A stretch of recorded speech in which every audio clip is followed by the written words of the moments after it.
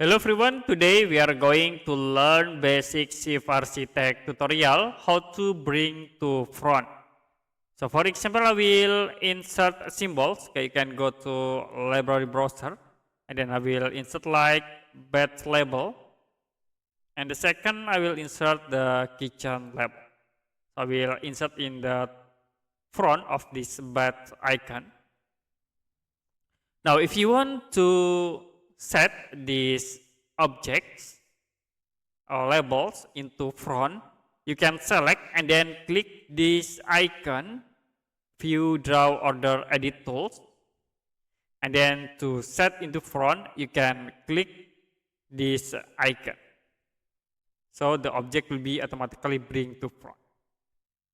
Okay, I will select again this kitchen label.